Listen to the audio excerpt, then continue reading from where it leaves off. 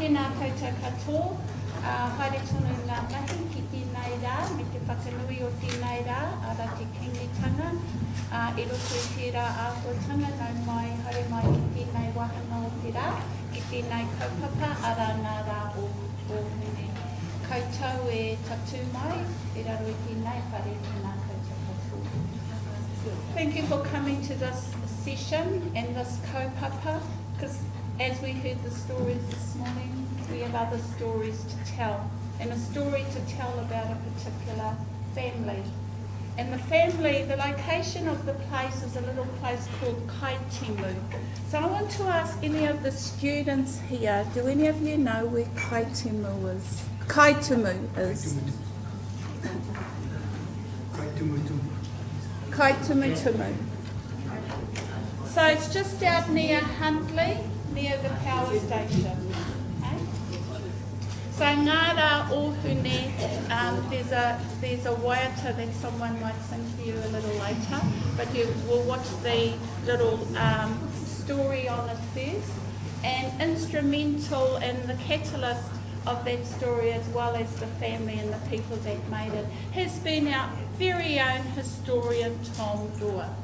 And so before starting, we'll just ask Tom just to say a few words and introduce it, and then we'll watch it, and then we will, you might have questions or discussions as well that you'd like to exchange, and hopefully we can get that all in before lunchtime. So may I welcome to this podium, and Tom, you can only move between here and there because you're going to be video, Tom Roa. Kia ora.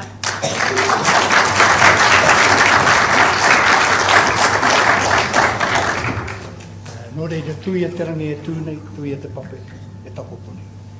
Tui a rātou koe hawi te pōiru, pō tangotango, te pōi o te atu, he kule i tangi hia, he mai aroha nā tō tātou kīngi, e takahina i te nuku, te whenua, te kawe i ngā pare kawa, ki rungi ki ngā mate o te motu. Nō reira, tātou koutou e hui nei, ki rungi i te kaupapa, o te rā o te Kīngitanga, kia maumahala tātou, ko te kaupapa o te Kīngitanga, he pupuru i te whenua, he pupuru i te toto, he pupuru i te mana, Māori, motuhake. He whakakotahi i te iwi. Nō reira tēnā koe Monty, te mana Māori motuhake o roto o ngō kōrero. Me ki e au he whakauhoa i taku hinengau, he whakaharinga o taku ngākau, engari te mea nui ake kia au, o te whakapikinga o te wairua. He ahakua koe te hi kaori i ātarongo i o kōrero i tua, kaore kore, ko taua whakapikinga o te wairua mo tō tātou ura. Looking forward, Monty. Calling it in for 2017 with the book.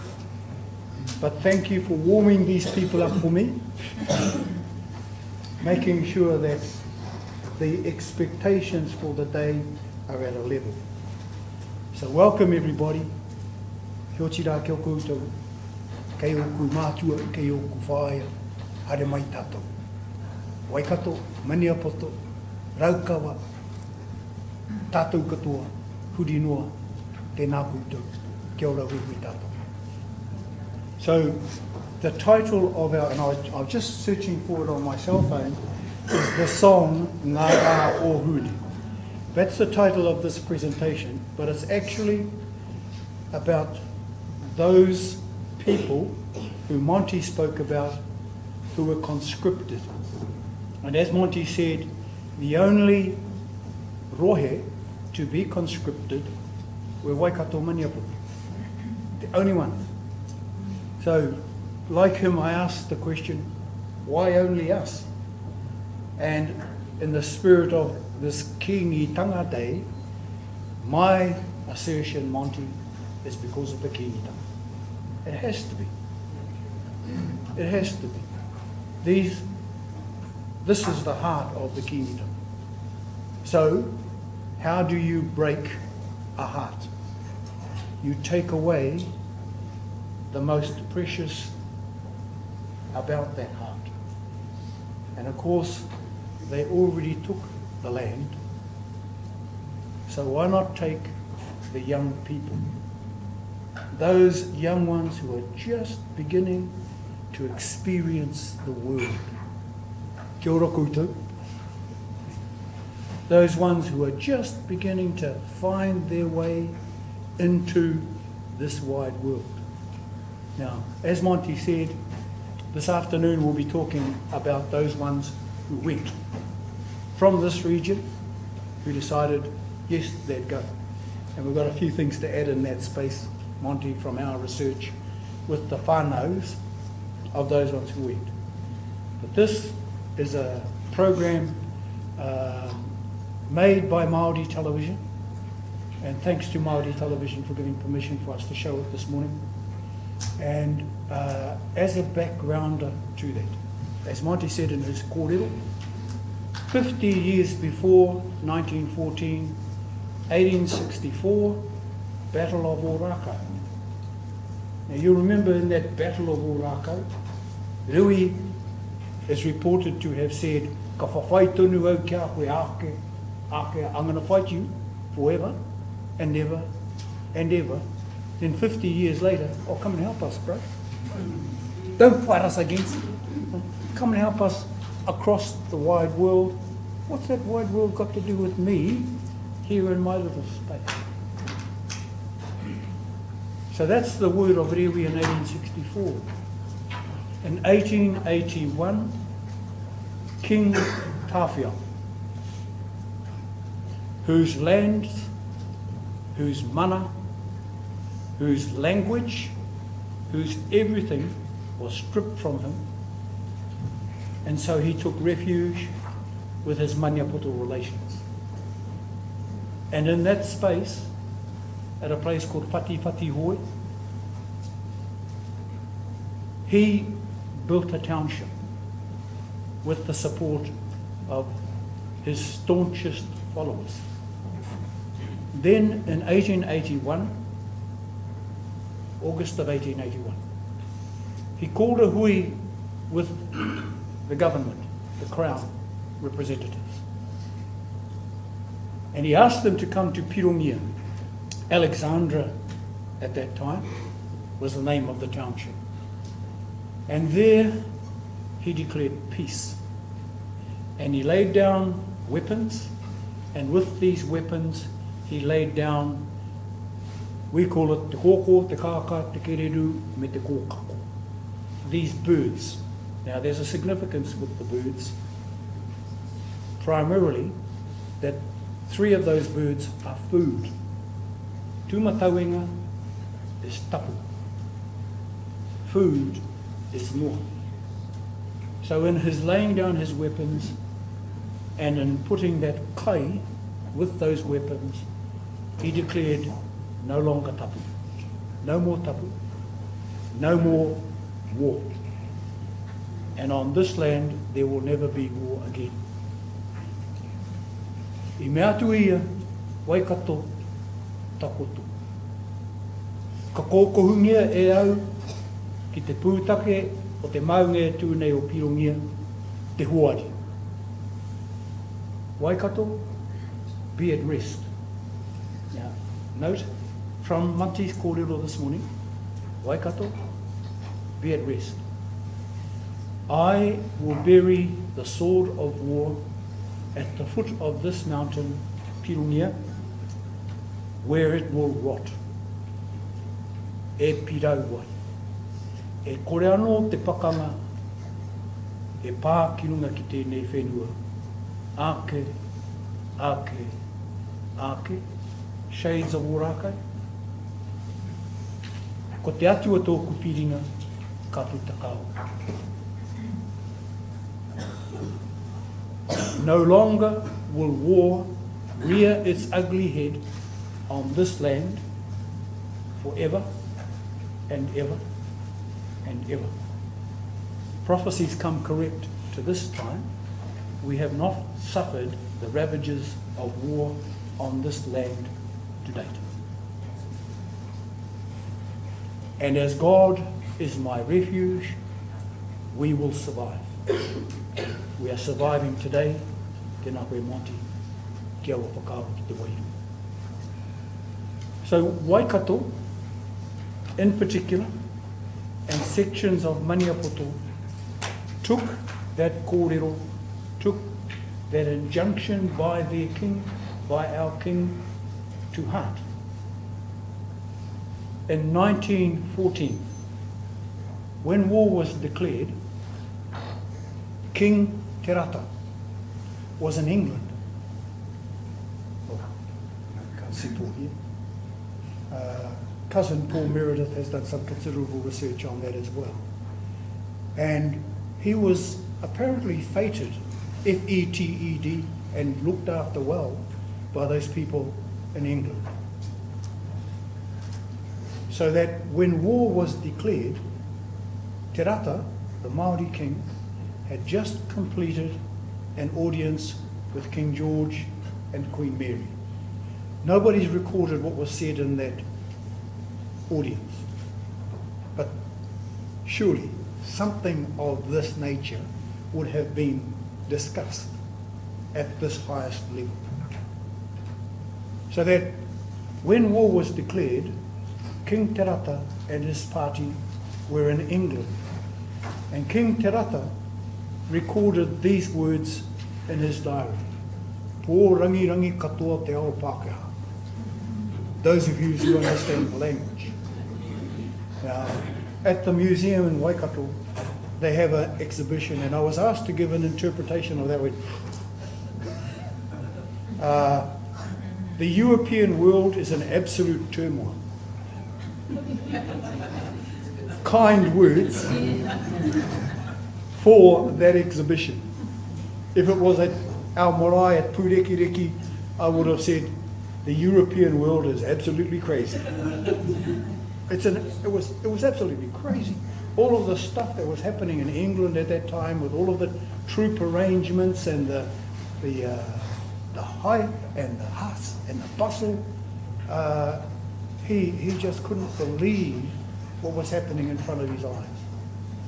Meanwhile, back here at home, the Maniapoto kaumātua held a meeting at a place called Mahoi Nui, just north of Mokau, south of Pukekohe. And the kaumātua there were in a quandary. Should we allow our young people to go, or should we instead say no because of Tawhiao's words? And because Rewi Maniapoto had said, we're going to fight you forever and ever and ever. But somewhere in the quandary, just as Monty said, about responsibility to the treaty. A number of Maniapoto kaumātua, having signed the treaty, held that they were citizens of this land. And when this land calls on you to represent it, you represent it. So there's this quandary amongst these kaumātua. They decided to hui at Mahoi Nui, let's wait till the king comes back. And when the king comes back, we'll ask his opinion and then we'll decide. When he came back, a delegation went to King Te Rata from Maniapoto, and he said to them, mā tō hia. Mā tō māia, engari me hoki tū mai. It's up to you, the individual. You decide. It's also up to your courage and your fortitude. However, make sure you come back standing. Come back alive. Some didn't. In that story, many people believe that Te Puia said, don't go. How could she say that when her king has said it's up to the individual? I've searched our archives, I've searched and I've asked our kaumātua, and none of them can recall her ever saying that. What she did say is, if you don't want to go, come to me and I'll look after you. This story is about those ones who said, no, We're not scared. That's not why we're going.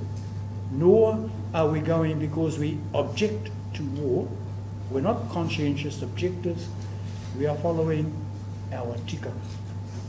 And the tikanga laid down by King Tawhiao. So we don't want to go. Anei te kore. I'll ask Hori to work the machinery. I can work the mouth.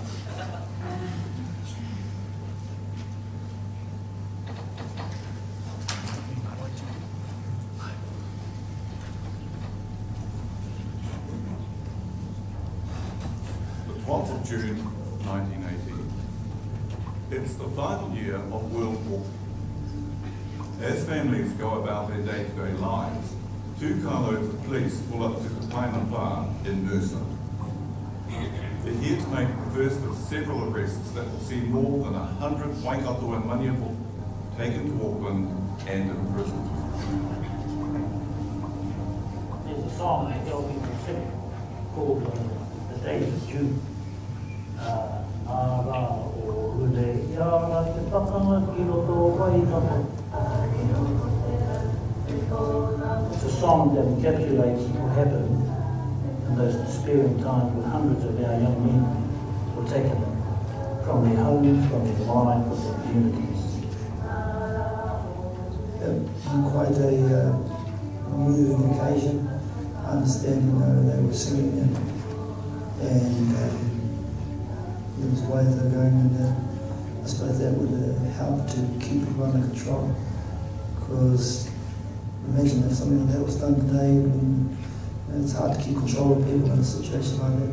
This is the story of the Waikato Maniapoto men who refused to fight in World War I with Britain, the very same Britain whose colonial forces only 50 years had killed their people and taken their land. This is a story of people suffering because of their principle to stand. Among the arrested, Māori King Tawhiao's mokopuna, Irau Anana. Irau became a symbol of Waikato's decision not to join New Zealand's war effort.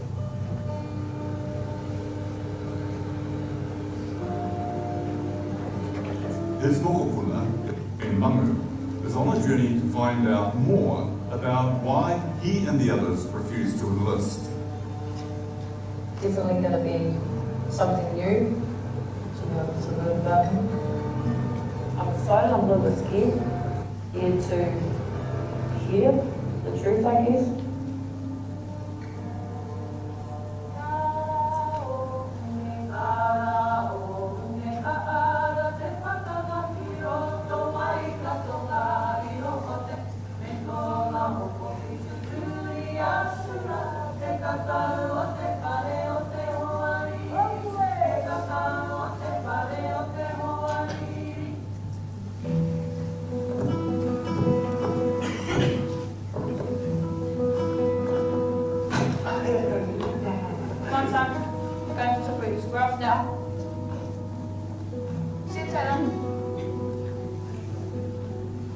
We're heading down to my mum's with the rest of the whānau, and we're just going to hear about the story about my grandfather, Te Nana. He was arrested for refusing to enlist in World War I. So this bit, when we come together and get to hear this, so we're just heading down to mum's now.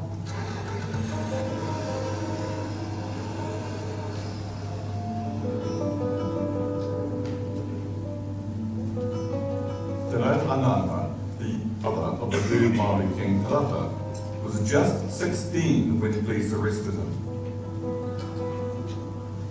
This is the first time his daughter, Tahi Mangu, has spoken with her whānau about what she knows about her father's star. Te wā te pakanga ka renga iwi o Waikato. I hihi ki te haere no ngā kōrero I pakatapotungi e Tawhiao. Irau's story, the songs that they sung to him, what the family says about him still, and what others, our outside of the family recognise in this, I could call it a symbol, is an aspect of New Zealand that New Zealand should get rid of. I've learned that he's a history maker, and that we're part of that, we're part of that history, and we get to live out and share the story, and just privileged that Mum opened up so that we could be a part of. I can't wait actually to meet all the other whānau, you know, that want to share their story, that want to be a part of this journey, that want to share, you know, what I think millions should hear about. The whole country was called to arms to fight for Kiwi country. Well, Te Puia and the leaders of the Kīngitanga had other views. Yeah, Washington. Tribal leaders, soon after the outbreak, felt that they wanted to do something to show their patriotism, to defend the empire. And not all tribes, of course, but certainly those whose experience in the 19th century was the government anyway. The UN500 were allowed to form the first minor contingent of volunteers.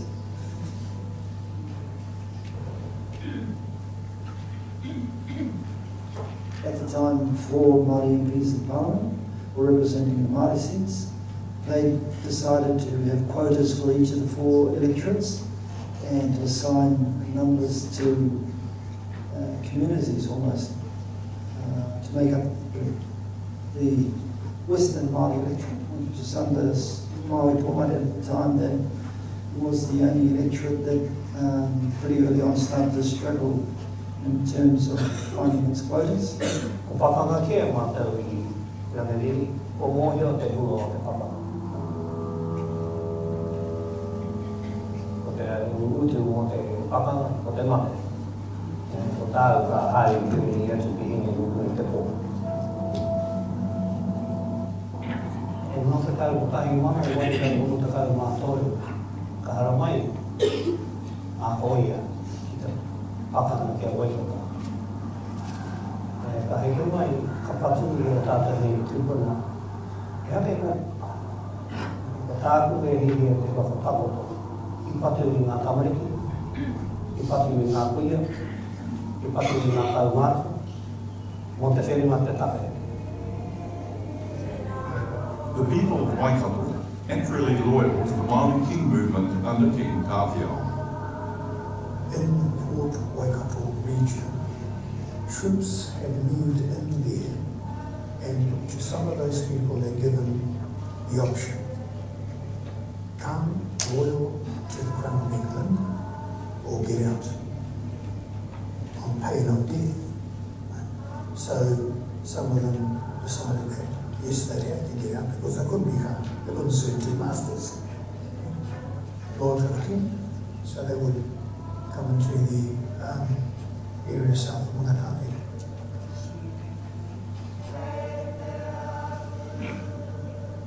The kaupapa o Kīngitanga has been enshrined, embedded into the hearts and minds and souls of our people. That's what they believe. So they were very clear about what the kaupapa, their purpose was. That is to uphold the values of the kingdom, to stop land to the whānau, to ensure that the culture and the tikanga are sustained and endured over time, and for them to enjoy their own social, economic and cultural prosperity, their own on lands that they were theirs. So, you know, I mean, these were people driven by a mantra, by a belief that was unbreakable, unshakable.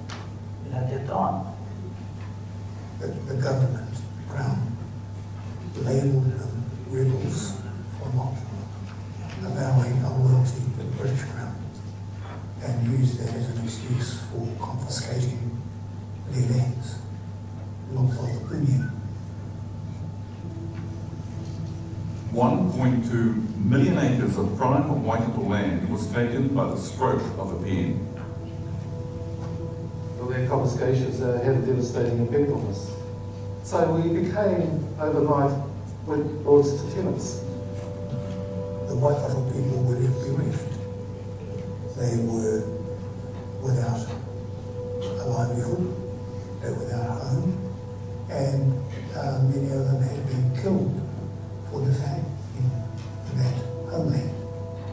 And this continues to be a sore for Waikato, and that happened in 1863, 51 years before 19. So there's this boil unpopped on this body of New Zealand, which, when the conscription takes place, pops.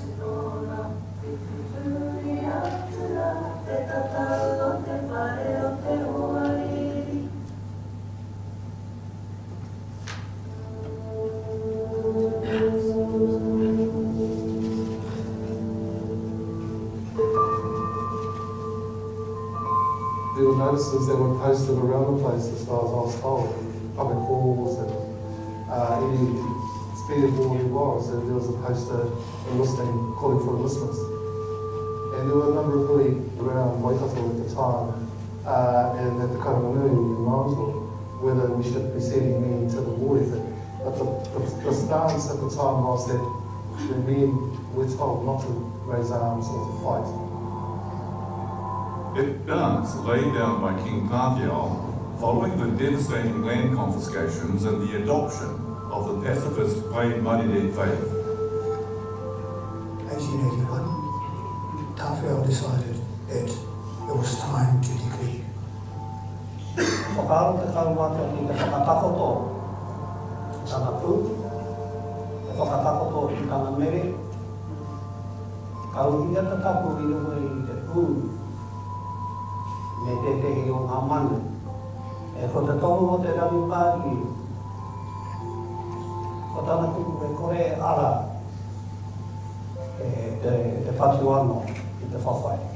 Ko te rami māki i noa ana i te kaumata. That became another catch cry into the conscription. Tawhiao said, don't take up weaponry again. And in 1881, back at Perugia, with yoke. So they didn't. Well, we don't appreciate these days the influence that the Pakeke had on the young men in those days. The way in which we were brought up in close communities, your parents told you, you tended to listen.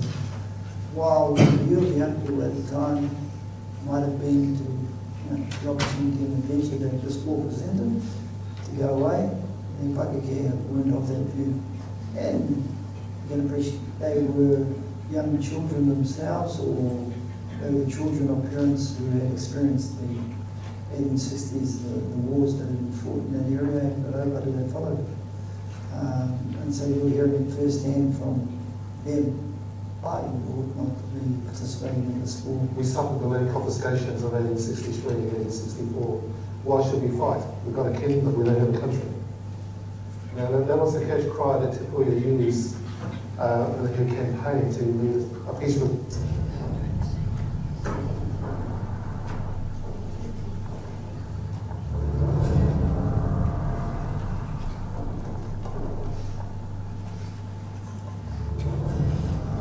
After the second and third drafts for the minor contingent enforcements, we started to show no response by Waikato.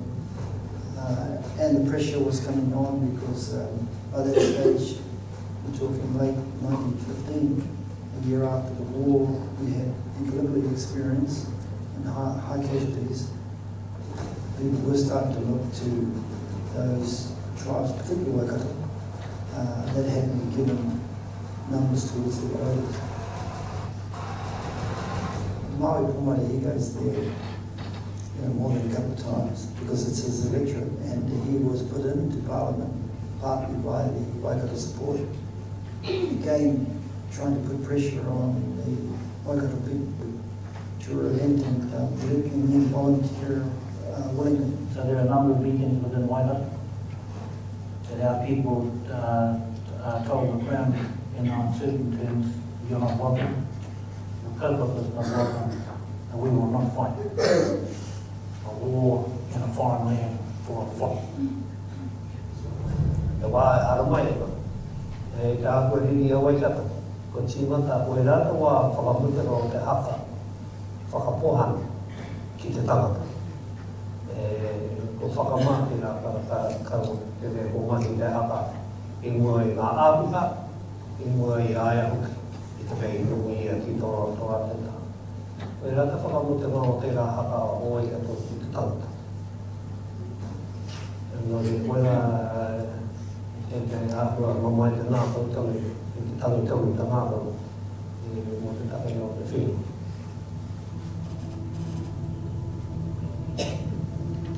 Certainly, the felt that were under the gaze of the colonial government at the time, and it wouldn't have been easy, very restrictive, very, very oppressive and restrictive, doing anything with that period of time.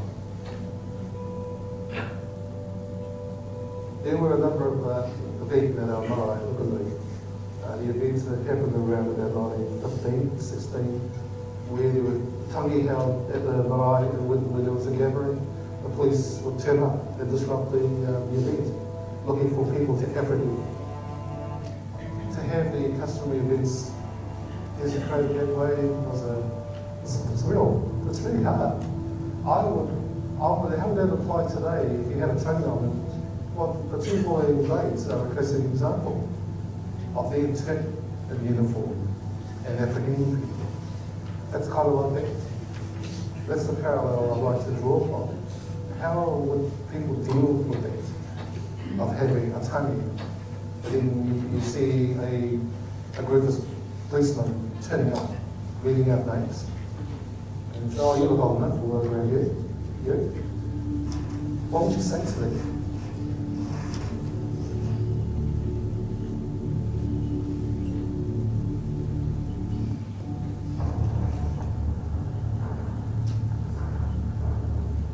Eventually, as the war rolled on, the high casualty rates and the need for reinforcements, the government, they held off for a long period of time on the belief that, Waikato were going to come to the party and end the wilderness. And when they finally realised that, it's not going to happen, they decided to extend the act that allowed New Zealanders to Māori. They came a year later in the middle of 1917. Conscription for Māori was applied to one area only, Waikato Maniapoto, despite the fact that Tom had actually offered up a number of volunteers. The reason Maniapoto were lumped into it is because they could only work on a legal boundary, and the land board districts that the Māori Land Court was using was really all to determine, the area that Waikato sat in.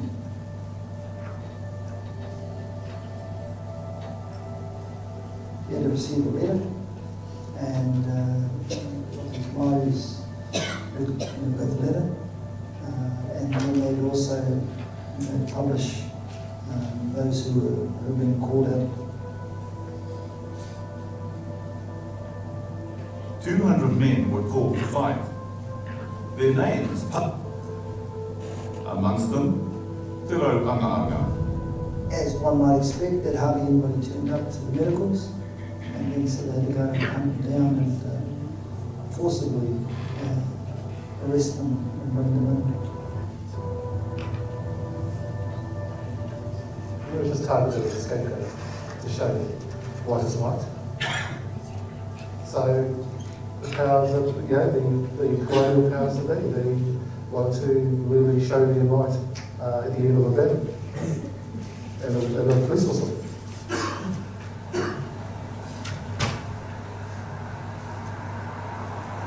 Right at the corner of Rose Street and Cook Street, located behind me was the former site the Roa Hotel, which stood during the time of my granduncle, who was actually pursued by the police when he came to acquire the fruit and minding his own business. And then suddenly he heard a whistle being blown by one of the constables outside to send him to stop. And so he panicked. Proceeded to run down the street behind me, further down, towards the river, and then at that point jumped into the river to escape the authorities.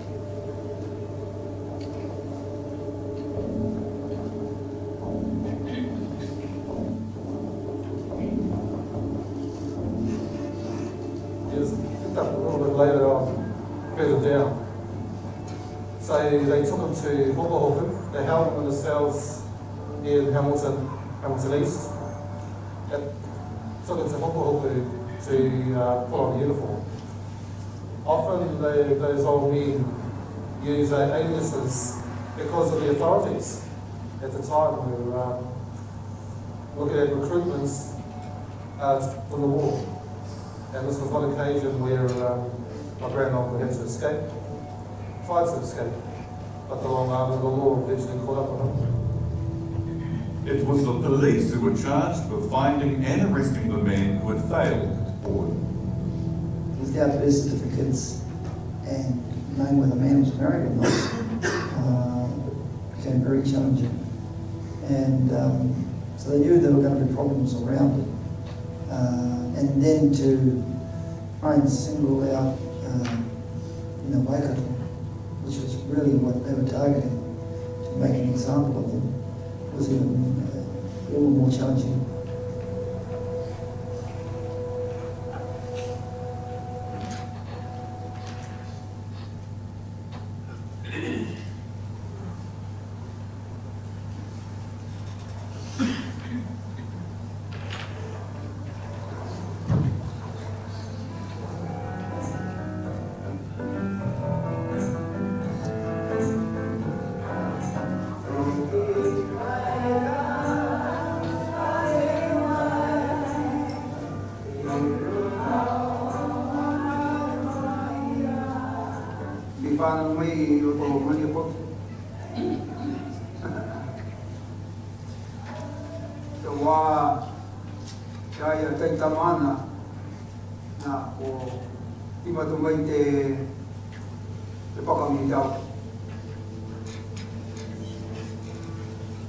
Loira Tāpara's father, Tai Tāpara, was one of the first whose name was drawn from the conscription ballot. Kīngitanga Tawhiao kau kurutuga pakanganai ora wai ara peta patua I patu tātami pokoi. Kotoro tina kumatura I manipo I apo. Ona matua na matua mati na tutaita mai ajirina I apo tina ana.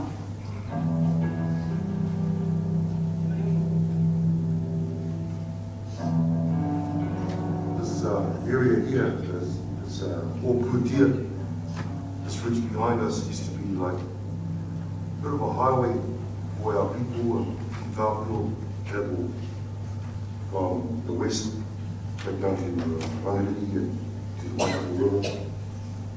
In caves like this where our people used to hide and bodies too. And there's lots of them around this area. A lot of them have been covered in with them. And a little less respect for them. Many of our men, our little here, they took shelter for their protection. They hid away from Tawhiao on Pākehā. As explained by Tawhiao, the war did not pertain to man. Why should they suffer and fight a Pākehā war? Te pui.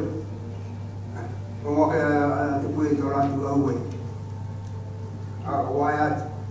Aramai go to be mga tafi. Maka go to each other. Ito tayo naman ka na I aramai.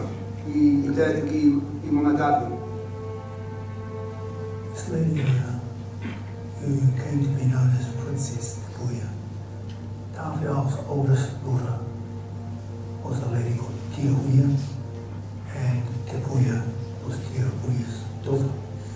So therefore she was part of the Kīngitanga, and as part of that royal family, she was a person of consequence.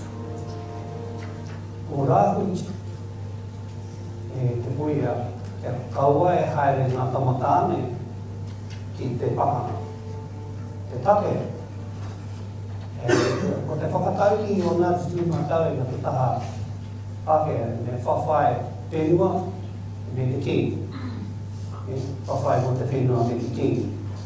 E ko te rarutari, ko rāpatu kia tō mātou nei whenua, kāre he take ki te haere me te pakana. Whakahokia mai ngā whenua i tuata.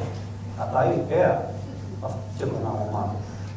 Tuara, kei konei te kengi e nohana, e hake ki te kengi i tā wahi, ko te kengi i ko tarata. Tā he kengi ki i mana. Engari ko tō te pāke kāpa, tō kengi kei Ukitori.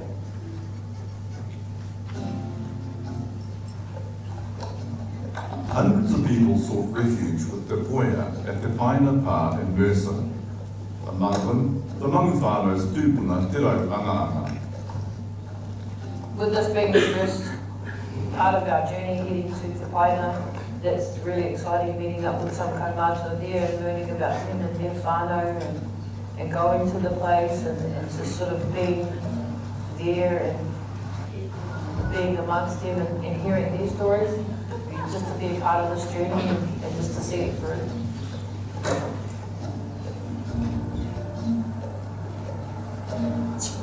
This is the first time Tahimangu and whānau been to the whenua where Te Anga was arrested by local police on Crown orders. Te here mori ora. Nau mai hana mai whakatara.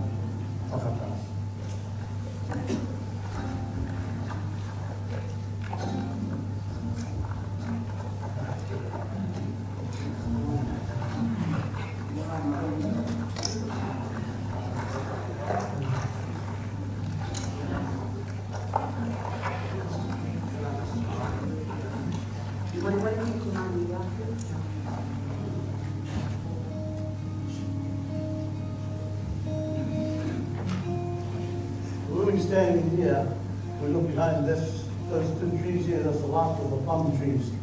And just beyond there was the Puia's house. All that area was oil and garden right down to the mouth of the, on the top. But there is that couple kinders down there, we see on that picture where it's on here, or this one here. A lot of these ones are down the bottom as well. I wasn't to tell you what I've been told, but they were waiting to fight us. We were waiting for the constables to come to us. On the 12th of June 1918, the Puia's safe haven was invaded. Ahara mai a api hao te tāwana. Kia ki te Puia nei te pai. Mana tāwhi, te huarei hai te tāwana. Ahara mai me ora kraki ingoa, ka tai ka karanga hia ngai mo ngā kamani. Kia unu tira tō te whawhai. Ano mo kuku kāri ki ai ko au tērā, o i Puia tērā. Ano mo kuku I raro I ngā toru tau o te rangisika. Te Anga was surrounded by young girls, and the Kīngitanga flag was placed before them. But nevertheless, Te Rau was forcibly removed. Tapu wasn't recognised and tikanga was transgressed. Certainly knew who the Kīngitanga important families were, and they were going to make an example of, particularly the King's family. And his youngest brother was one of the ones who were to be taken. And I think that was quite a shock to the people, and they would handle him that way. And I think the record says that if the Puia had stopped this, there were no qualms about doing that. But they didn't, as part of the principle that they're operating under, passive assistance. They went willingly, well, willingly, being carried out as willingly.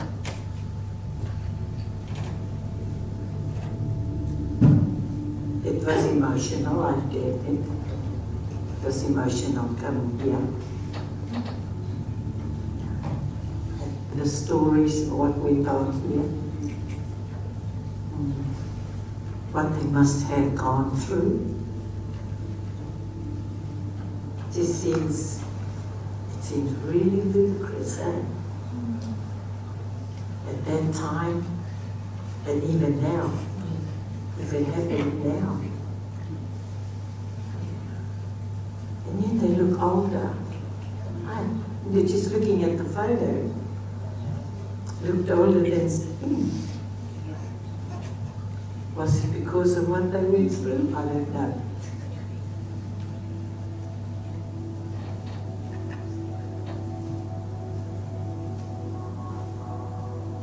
After learning the stalk of the arrests, the Aotearoa has joined the local kaitiaki Joe Heta to take her son boy to the actual site where the men were arrested. So this area here is where the marae was. There's Kimi. They put a house over our people here. And it's been a long time, and yeah, you still there's a waiting right here.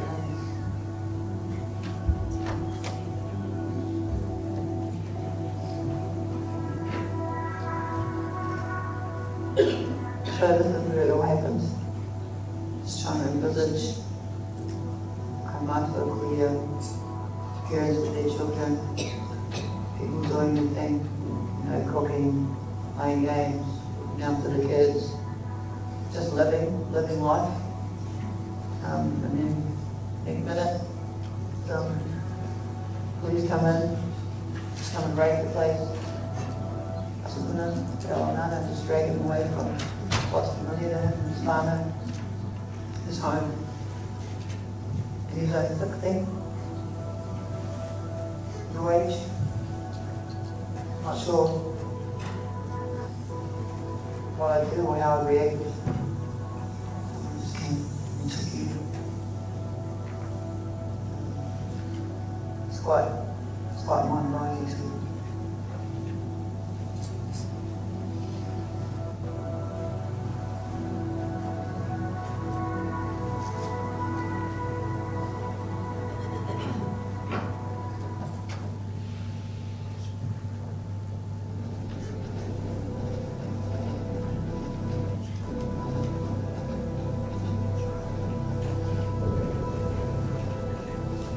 The Crown had started its campaign to pull Waikato into line. Fellow Anga and the other young men were marched to the local railway station and put on a train to Auckland. The government had a personal agenda because Tawhiao was so openly defiant against the authorities about this whole matter of conscription. He's this Michael King Tawhiao, his book. The 16-year-old who's just a kid, and he is plucked out of his community, all of that love and respect that he enjoys as a member of the Māori Royal House. Totally aware of the missions and his responsibilities to that royal house and to his brother, the king, and he's plucked away from that and forced into something that his tūpuna said don't do. Te Rau was just 16 when the minimum age for conscription was 18. They were hoping to get him into camp and we might be able to turn him around. I think also it was a shot by our government to the Kīngitanga that by striking at that particular family, that you're not exempt. Ko te tika kia paparu te waingo ngā tohane kia ki ai te tahari au ki te whawha. E rātu take, tahari i tērā whare here. Nō reira kāri i whakai ngā tomanu i te haere.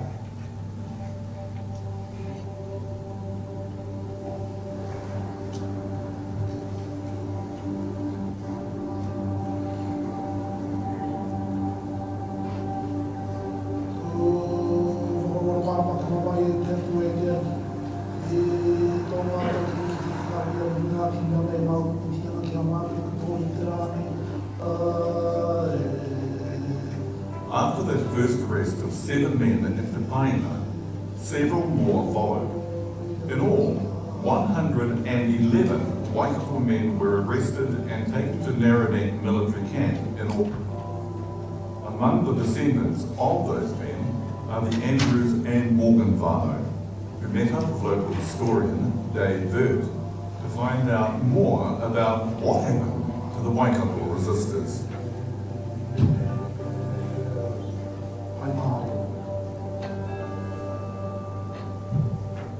They were sent here because this was the place where the only Maori soldiers, or most of the Maori soldiers in New Zealand, were being trained.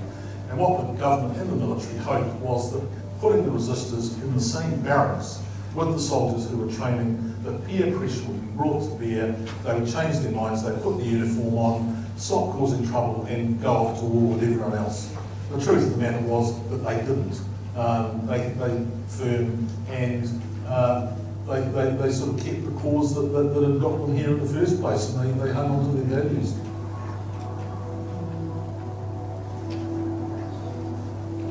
Military records on the resistors' experiences are fine. The descendants' stories are helping to fill in the gaps.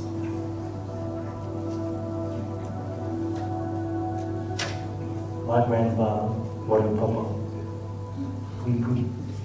was taken by the Crown and brought here to Naranek, and it just so happened his mate in the cell for the first few months that he was here was Carl Andrews, dead grandfather.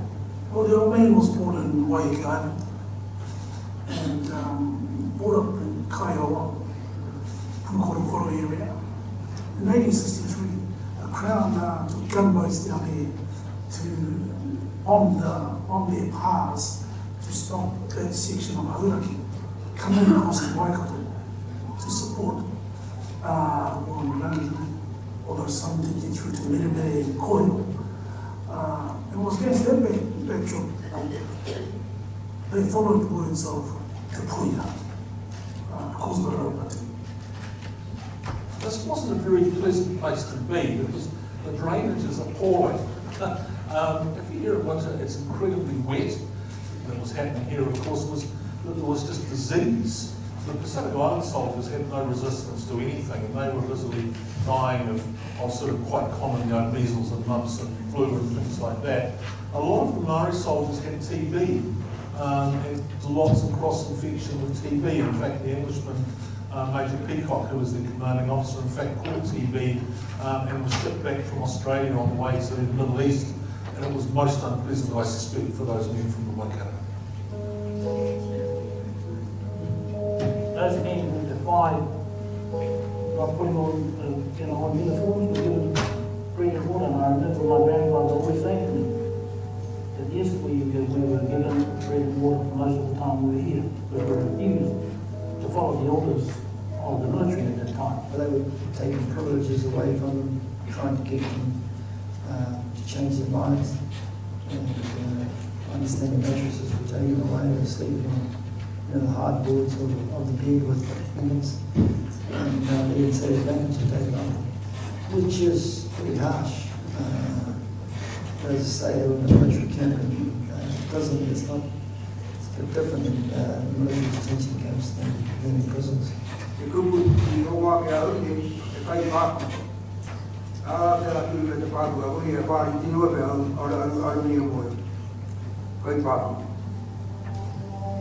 Roida Tāpara's father, Tai, wrote home about the resistors' experience. After refusing to wear the uniform of the soldiers, we were given our first military punishment. For 40 hours we received only bread and water. Once again we were asked to clothe ourselves in military uniform, and once again this time the punishment was 2 weeks on bread and water. For the third time we were advised, and for the third time we said no. Our punishment this time is no blankets to sleep under. The next day we were paraded in front of 1,000 butchers or more. The last time we were asked, do you still refuse to put on the uniform of the soldier?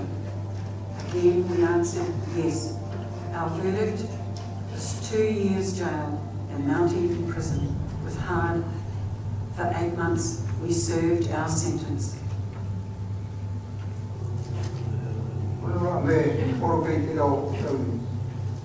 I think this just goes to reinforce solidarity behind all these, all these prisoners.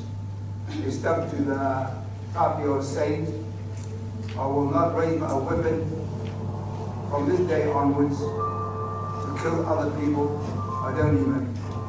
This is it. This is finished for me, and I want my people to do the same. And all the statement is reinforcing what Tawhiao and his granddaughter, Tūpuna, laid down. That's it. Tāpara was one of only 14 who refused to the end to cooperate with military demands. After months of punishment and pressure, the others, including Te Rau, donned the uniform. When you're locked up and when you're in a dire strait, you will do things to make it better. Within a Narrowneck military camp, Tūpuna showed his support by camping outside of the gates. The men's whānau were also known to climb the cliffs behind the camp and throw food over the embankments. What's interesting about standing at this place is the gate that we've just come through. That's where Tūpuna sat to support her men who were being held here. And the barracks were on that side of the road. The place, the trees and the wash houses and things were on this side of the road. And so the stories that I've been told are that when the men came across the road to go to the toilet or whatever, and they do it as often as they could, she'd be sitting there, she was giving them support by her presence. She gave them hope, in their darkest moments, she gave them hope. And talking with some of the people, they believe that spiritually, because of her foresight, because of her connection with the spiritual, they were certain that these fellas wouldn't go. They were certain that the war would fall, they had to go.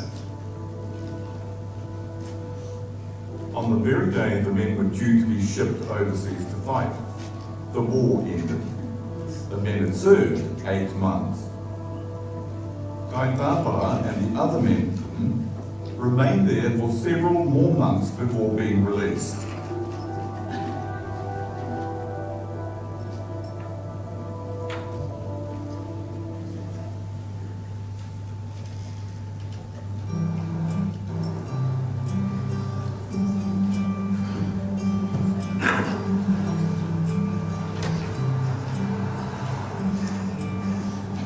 Having not been there before, and without the lay of the land and where the old people would have pulled their boats up with tape, and then climb the embankment and through the clay over the walls, it gives you a greater understanding of how determined I'll be against huge pressure.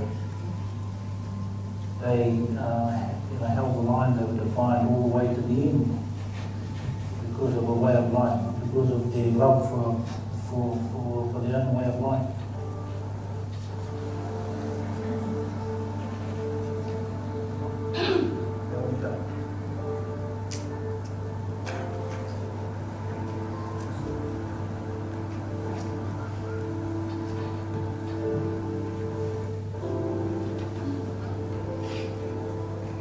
I feel a real sense of pride about it. My grandfather, because we were brought up Kīngitanga, Kīngitanga, and he was staunch. He remained true to himself, true to his own faith. And that's something to be proud of. For me, that's yeah. And they were boys. And I know they were just growing up to be asked not to go to war. Can you imagine 2 more that would have been going through their heads. But they remained true to themselves. The guys that I went to school with, engineering school and Oscar, they talked about their grandfathers going in the Second World War and the 28th Battalion. And everyone was proud of them. And I realised when I was talking to my father about, I asked him about Kenya, and our grandfather and his son didn't go to war. I didn't know why, I felt really like, fuck him up, out of ignorance. It was my, when I found out about this, I was proud. For me, it was kind of like common sense. Why would you go to a war where those had to come in and slaughtered your own people and taken your land? So it made so much sense for me for our grandfather not to go to war. I was always very, very proud of him.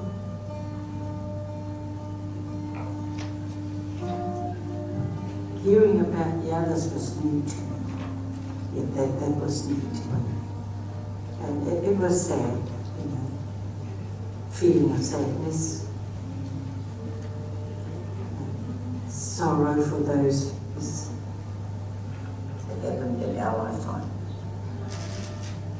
To think it, like Mum's only was 78, and it's only just happened, almost like a blink, like yesterday. And that gets to me. And as a Iwi, we've lost a lot. And you know, so he's my grandfather, that it happened to. Because I really believe it's still happening. Not in the capacity that it happened to with him, but it still happens. Bring it in another way. They still are taking out young at 16, 15, 14, but it's just a different way of being taken. It's brutal. The stuff the supporters of the Kīngitanga took back then is admirable. I mean, they would be, really would be heroes when you look back at them, especially those who ended up in prison in Mount Eden, for the stance they took, given the pressure that went from all quarters, not just the government, but from Māori themselves, because of the need for reinforcements. There's always going to be that misunderstanding by tribes across this country why some of our people didn't fight. And we make no apologies. They never made the apologies. When their lands were confiscated as a result of the land wars in 1863, they were totally committed to not fighting in the world wars because of the principle of as land was taken, land must be returned. Hindi o whenua atu, e hoki whenua mai. It's a point we achieved a victory. By and large, he kept a lot of, or stopped a lot of Waikato men from enlisting. And I think she believed that she won from that point of view. And because she won, not long afterwards, by establishing Te Roa less than 2 years after the war, 1921, she moved the community here.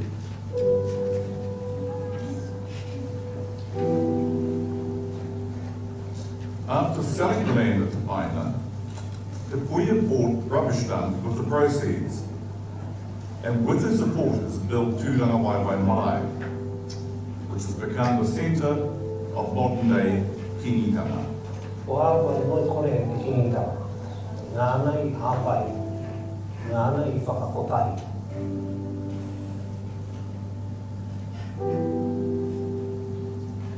E kaha te pāke te hoki maumaharatanga ki ngā moea i hinga i tā wai, ngā pakanga o te ao.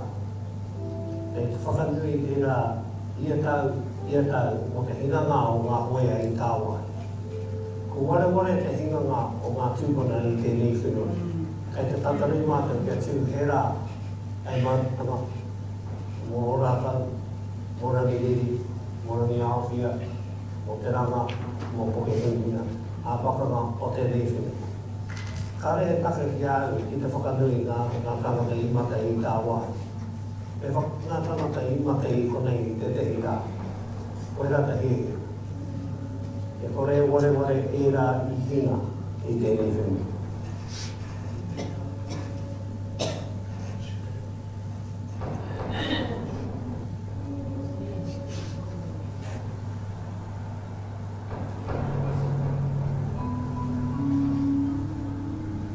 I'm so stoked that I got to be a part of this, just to share and hear the history, because it's definitely something that I want to pass on to my tūpuna, so that these things, these stories, and these people live on. So yeah, pledged.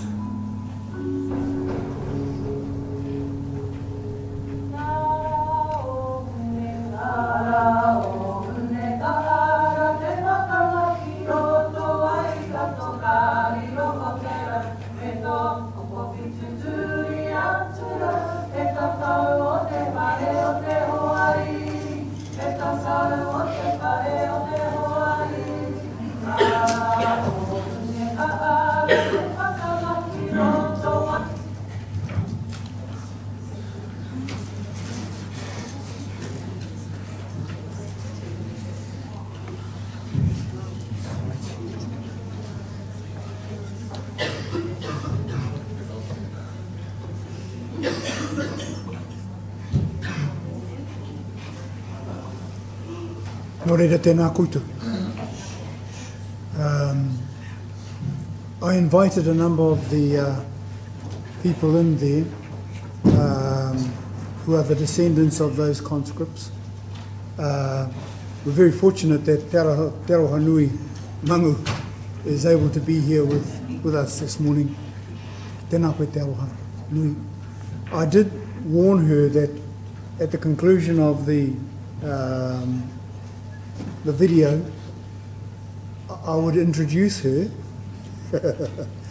shy as she is, and ask her a simple question, and that simple question is, what legacy do you think your grandfather left for you and for us? So I invite Te Aroha Nui to come forward, please. Just share some thoughts with us.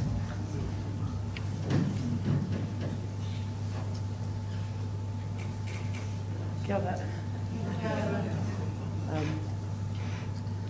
First of all, it's a privilege to be a part of this and to be here. So thank you. The legacy that I think my grandfather left is what I've learned from him, and what I've learned from this journey is the strength to stand up for what you believe in. When I learned about how he refused to fight and the reasons why, because of tikanga, because of what King Tawhiao had said years prior. To me, he's a hero to go against the grain, to go against what everybody else said yes to.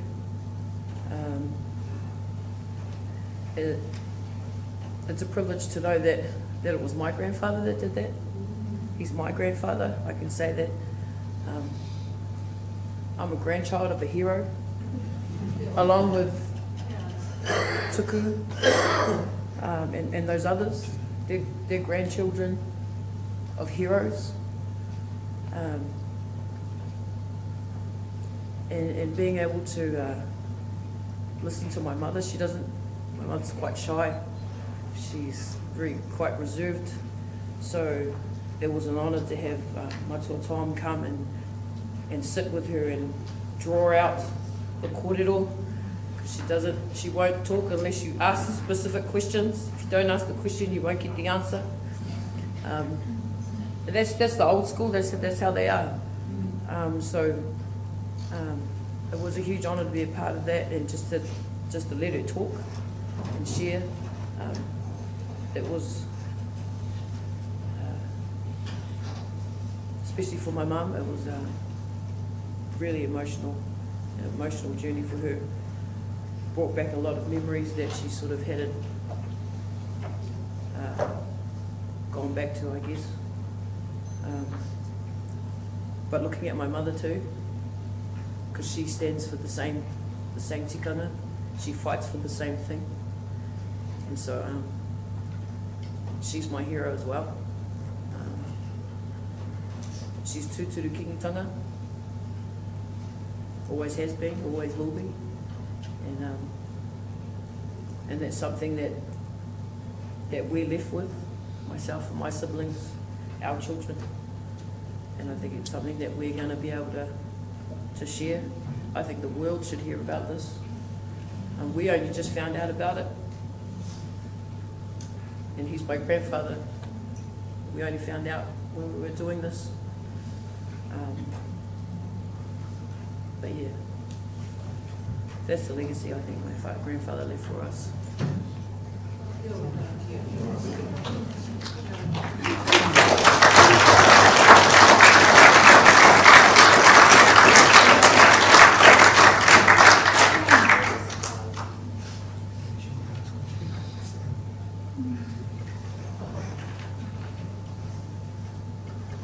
Are there any urgent burning questions that anyone would like to ask? Cheeky one, has government issued any apology of any sort or some ceremony of that? Little whānau as well, Kia ora tonga. In 1995, with the settlement of the Raupatu, Queen Elizabeth II, and this is the only time that a colonising power has, the ruler of a colonising power has apologised to a colonised people. And she signed that apology with her own hand. So much of the hurt, 20 years later now, has passed. So the telling of these stories still has that tinge of, and you sit there, you just feel the tingle. But that tingle is not any longer so much in the hurt of it, it's more, yes. And so let's celebrate the heroism. Let's celebrate that ability to stand strong in the face of the fiercest opposition. So that apology has been extended, and it was gratefully received at Tūrangawaewae in April of 1995.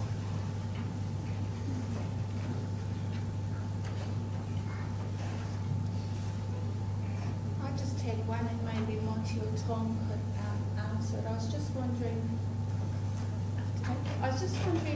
at that time, were there any Pākehā people who didn't go to war either, and were they together, and did they support each other, or what happened to them as well? There were a number of Pākehā who, for different reasons, refused to go, mainly on religious grounds, and they, same treatment, they were imprisoned as well. Was that Narani? No, only Māori were trained at Narani. No, they were straight, they didn't get taken to any training area, they were straight to prison. We've got a question over here.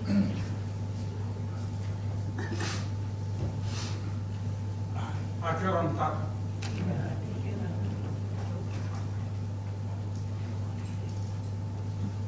Tēnā koe papa.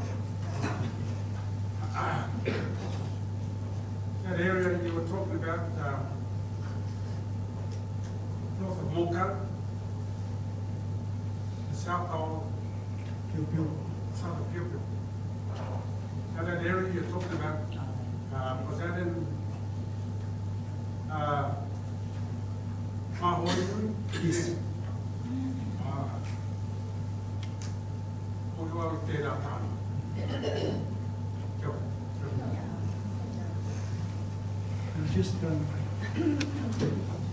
Just so the time is getting on, but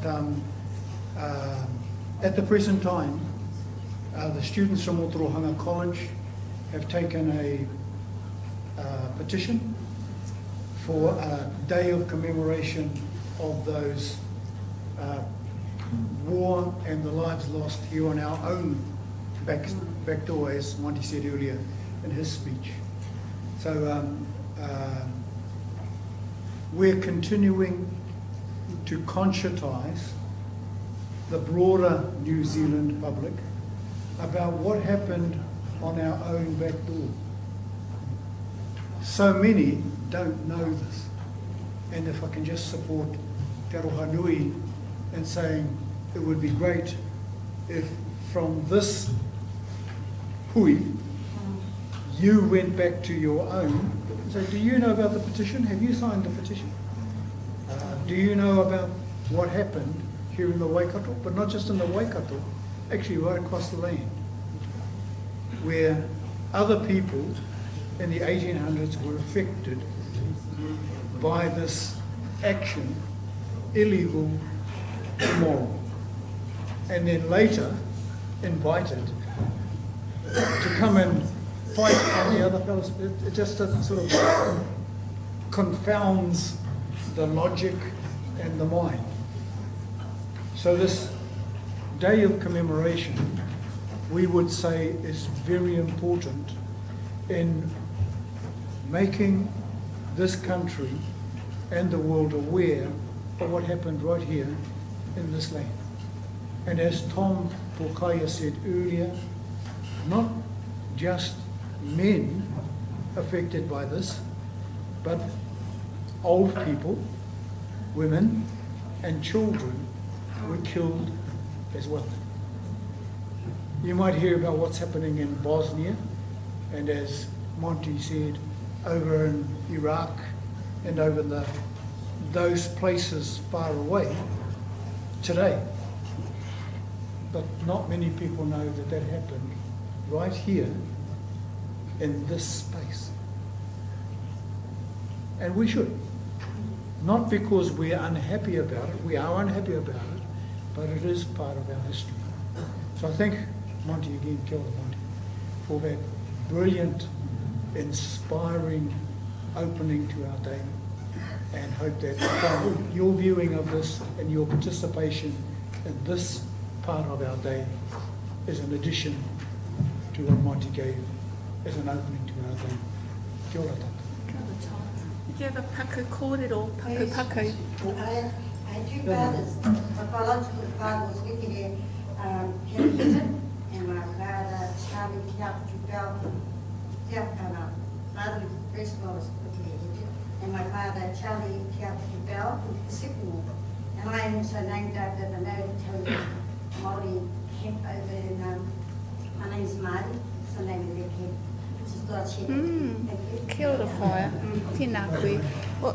Well, after that sobering story, I don't quite know how to break the energy and invite you all to go and find lunch, but let me on your behalf thank both Tame and Te Aroha Nui for sharing your story with us so that we may all grow and learn from it as well.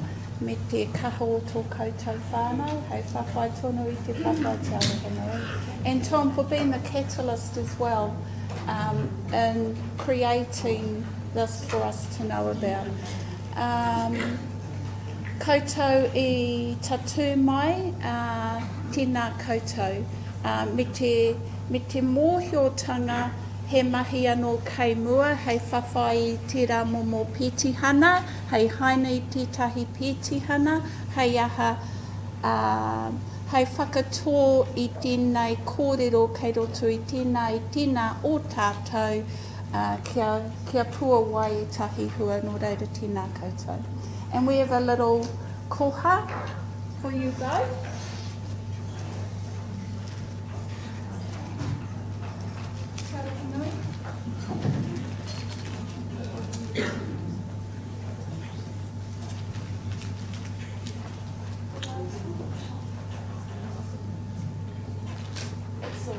We'll just show a round of applause for them.